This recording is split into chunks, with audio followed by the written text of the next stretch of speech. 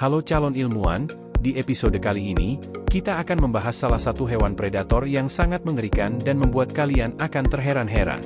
Siapkah kalian menjelajahi tentang fakta unik predator ini? Langsung aja ke videonya. Di balik ketenangan hutan yang damai, ada makhluk yang sedang mengintai, menunggu saat yang tepat untuk menyerang. Harimau, salah satu predator paling mematikan di dunia, menguasai seni berburu dengan strategi yang tak tertandingi. Kekuatan dan ketepatan harimau. Harimau dikenal karena kekuatan fisik dan kelincahannya. Dengan tubuh yang bisa mencapai panjang 3 meter dan berat lebih dari 300 kg, harimau adalah pemburu soliter yang mengandalkan ketepatan dan kecepatan dalam setiap serangan. Saat berburu, mereka mendekati mangsa dengan hati-hati, bergerak tanpa suara, dan menunggu saat yang tepat untuk meluncurkan serangan kilat. Teknik penyergapan harimau. Harimau adalah ahli dalam teknik penyergapan. Mereka menggunakan lingkungan hutan yang rimbun untuk menyembunyikan diri, berbaur dengan dedaunan dan bayangan, memastikan mereka tetap tidak terdeteksi hingga saat terakhir. Dengan sabar, mereka menunggu mangsa mendekat, dan ketika jarak sudah cukup dekat, harimau akan melompat dengan cepat, menaklukkan mangsa dengan satu serangan mematikan. Mengapa harimau memburu sendirian? Tidak seperti singa yang berburu dalam kelompok, harimau lebih memilih berburu sendiri. Mengapa demikian? Harimau adalah hewan teritorial. Wilayah mereka bisa sangat luas, hingga ratusan kilometer persegi, dan mereka menjaga wilayah ini dengan ketat. Berburu sendiri memberikan mereka fleksibilitas untuk mengontrol wilayah tanpa harus berbagi hasil buruan. Selain itu, dengan tubuh yang besar dan kekuatan luar biasa, harimau memiliki kemampuan untuk menangkap dan mengatasi mangsa sendirian tanpa bantuan kawanan. Adaptasi yang membuat harimau predator efektif. Selain kekuatan fisik, harimau memiliki adaptasi luar biasa yang membuat mereka predator yang sangat efektif.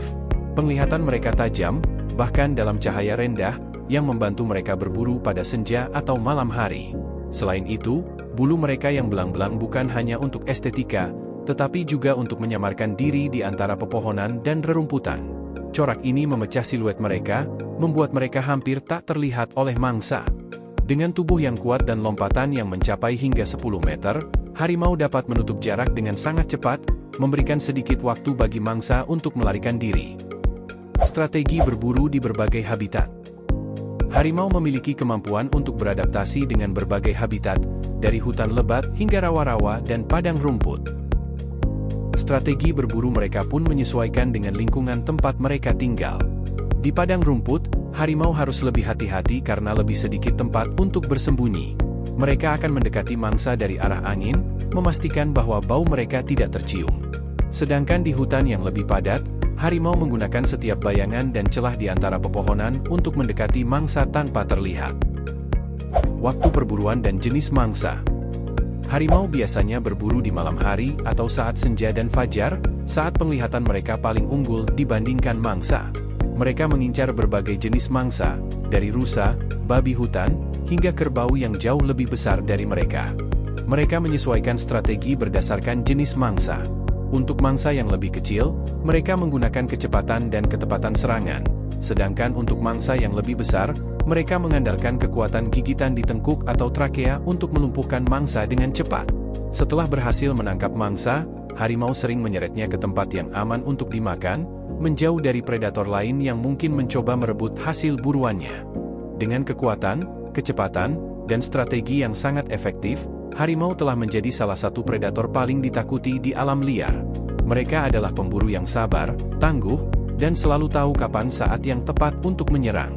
Terus jelajahi keunikan dan fakta tentang hewan dengan kami. Sampai jumpa di episode berikutnya.